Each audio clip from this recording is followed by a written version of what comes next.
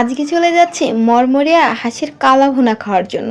তো আপনাদের ভাইয়া হঠাৎ করে প্ল্যান করে যে আমরা আজকে মরমরিয়া কালা ভুনা খেতে যাব।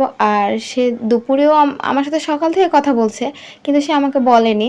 হঠাৎ করে সে দুপুরবেলা বলে, দুপুর বলতে 2টার পরে আমাকে বলে, চলো তুমি কি খাওয়া দাওয়া করছো? তো আমি বলছি না, খাওয়া দাওয়া করিনি।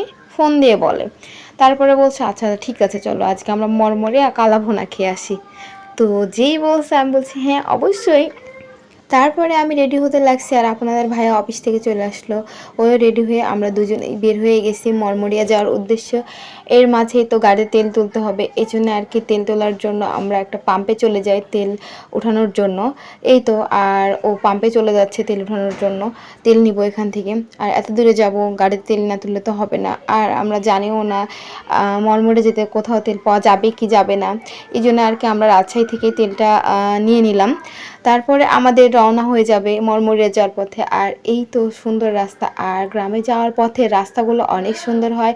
আর সবুজ শ্যামলে ভর্তি রাস্তাগুলো, আর গ্রামের রাস্তাগুলো এরকমই হয়। আর আমি তো গ্রামে বড় হয়েছি, আমি জানি কত সুন্দর লাগে। আর এগুলোতে প্রাণ ভরে যায়, আর চোখটা জুড়িয়ে যায়। এত সুন্দর পরিবেশ আর প্রকৃতি সুন্দর লাগে এর ভিতর। এই জন্য আমি বারবার ভিডিও করছিলাম।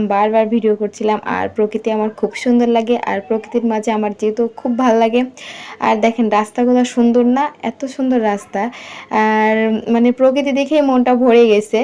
খাওয়ার আগেই প্রকৃতি দেখে আমার মনটা ভরে গেছে যে যেখানে যাচ্ছে অবশ্যই খাবারটাও ভালো হবে, এই কথা ভেবে। তো এইভাবে রাস্তার ভিডিও করতে করতে আমরা চলে এসেছি অবশেষে মরমরিয়া।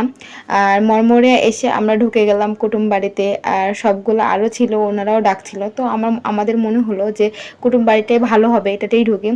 তারপরে এটাতেই ঢুকে পড়ছি। আর দেখেন আমরা এত দেরি করে গেছি যে সব গোশ শেষ হয়ে গেছে। এখানে রাজহাঁসের মাংস ছিল আর পাতি হাঁসের মাংস ছিল। আমরা পাতি হাঁসের মাংস দিয়েই খেয়েছি, আর যেটুকু ছিল আরও অনেকজনকে খাওয়ানো হতো, কিন্তু লাস্টের দিকে গেছি আমরা, আমাদের অনেক ভালো করে খাওয়াইছে। আজকে মরমরিয়াতে হাঁসের মাংস খেতে চলে এসেছি, কালা ভুনা খেতে চলে এসেছি আমরা। তো আপনাদেরকে আমন্ত্রিত খাওয়ার জন্য, খাওয়ার পরে দেখাবো আবার। এখন দেখেন আপনাদের ভাইয়া মানে এটা একটা কি নিজেদের বাড়ির মতন করে খাবার দিয়েছে। আমার খুব ভালো লাগছে বিষয়টা দেখে, যে নিজেদের মতন করে আমরা নিয়ে খেতে পারবো। শুধু 2 পিস গোশত তুলে দিয়েছে, তারপরে ডাল দিয়েছে, আনলিমিটেড ভাত দিয়েছে, আর এই তো সালাদ দিয়েছে, কাঁচামরিচ পেঁয়াজ সব কিছু দিয়েছে। এগুলো আনলিমিটেড, আর এগুলোর টাকাও লাগেনি। তো আমাদের বিষয়গুলো খুব ভালো লাগছে, যে নিজেদের মতন করে খেতে পারছি। আমাদের সব রেডি করে দিছে, আর আমরা নিজেরা তুলে তুলে খাইছি। আমার এই বিষয়টা খুব ভালো লাগছে। আর খেতেও কিন্তু মাশাআল্লাহ অনেক ভালো হয়েছে খাবারটা খেতে। আর এই তো দেখেন আপনাদের ভাইয়া প্রথমে রিভিউ দিবে, এই তো ভালো হয়েছে এটা বলতে। তারপর এই তো আমি খাচ্ছি, আর আমার রিভিউটা একটু শুনে নেন। ভাই আমি তো খেয়েই যাচ্ছি, আমি তো কোনো কথাই বলছি না, চুপচাপ আছি, দেখছি যে ভালো হয়েছে। এই তো আমার রিভিউটা ভালোই হয়েছে। আপনাদের ভাইয়ার তো খাওয়া শেষই হচ্ছে না, দেখেন আমি কি বলছি শোনেন একটু। খাওয়া শেষ হচ্ছে না, একজন খেতে যাচ্ছে। এক গামলা ভাত এই যে সাবান করে দিয়েছে, খাওয়া শেষ হচ্ছে না। ভাই রে ভাই, ওই তো খাওয়ার সময় কথাও বলছে না দেখছি। এত ভালো লাগছে যে কথাটাও বলছে না। কথা বলতে লাগলেই টাইমটা শেষ হয়ে যাবে। খাবো আগে তারপরে কথা, তাই না? তো আর কি আমরা পেট পুড়ে খাইছি। আর মাসাল্লা খাবারটা অনেক ভালো ছিল, অনেক ভালো ছিল। আর এই তো অবশেষে আমাদের খাওয়াটা শেষ হয়েছে।